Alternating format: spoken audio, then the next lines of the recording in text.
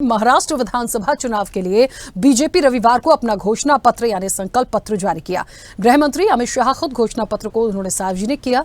Deputy CM Devendra Fadnavis ने बताया कि हमने 25 लाख नौकरियां देने, महाराष्ट्र के पूर्ण विकास, किसानों के लिए भावांतर, कर्ज माफी और महिलाओं को 2100 रुपए देने का संकल्प लिया है। 5 अक्टूबर को एकनाथ शिंदे के महायुति की घोषणा पत्र के 10 प्रमुख वादों का ऐलान किया गया था। एकनाथ शिंदे ने कोल्हापुर में जनसभा के दौरान कहा था कि विजन महाराष्ट्र 2029 के लिए सरकार बनने के 100 दिनों के भीतर घोषणा पत्र में किए गए वादों को पूरा किया जाएगा।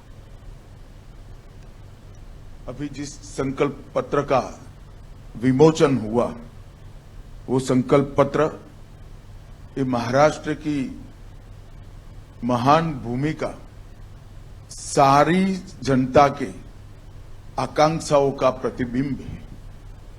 महाराष्ट्र एक प्रकार से कई युगों से हर क्षेत्र में देश का नेतृत्व कर रहा है। एक जमाने में जब जरूरत थी तब भक्ति आंदोलन की शुरुआत भी महाराष्ट्र से हुई। जब जरूरत पड़ी तब गुलामी से मुक्ति का आंदोलन भी शिवाजी महाराज ने यही भूमि से किया, और जब जरूरत पड़ी तब सामाजिक क्रांति की शुरुआत भी यही महाराष्ट्र ने। और ये महाराष्ट्र की पूरी जनता के आकांक्षाओं का प्रतिबिंब आज हमारे इस संकल्प पत्र के अंदर दिखाई पड़ता है।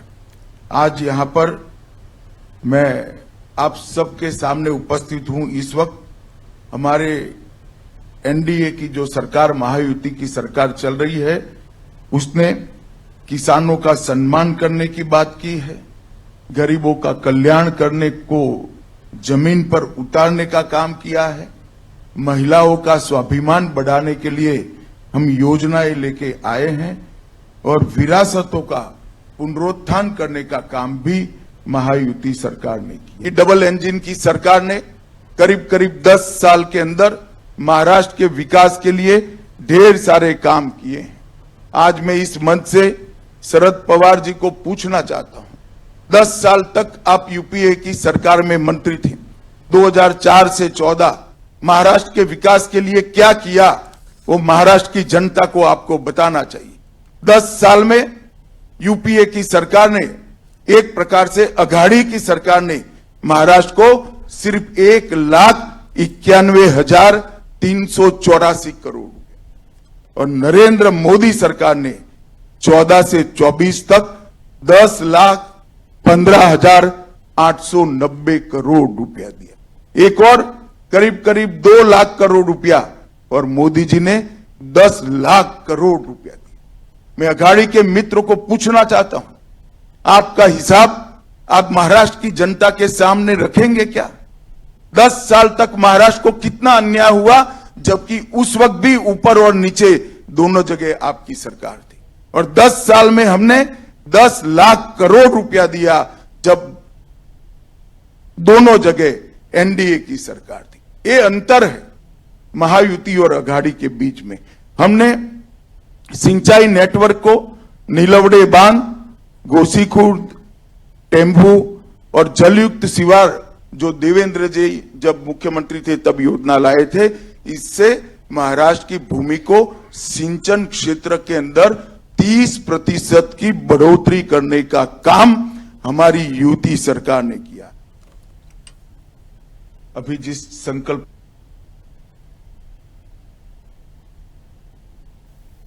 महाराष्ट्र विधानसभा चुनाव में महायुति और महाविकास अघाड़ी के बीच सीधा मुकाबला है। चुनाव प्रचार अंतिम चरण में है और सभी पार्टियां वोटर्स को अपनी तरफ करने के लिए जोर लगा रही हैं।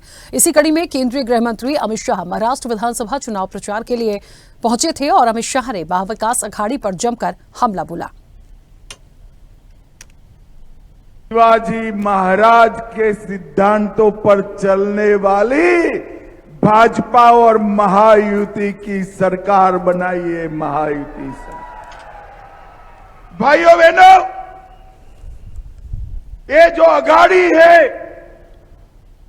जो हमारे सामने चुनाव लड़ रही है, इनका एकमात्र उद्देश्य है सिद्धांतों से समाधान कर येन केन प्रकारेण सत्ता प्राप्त करना।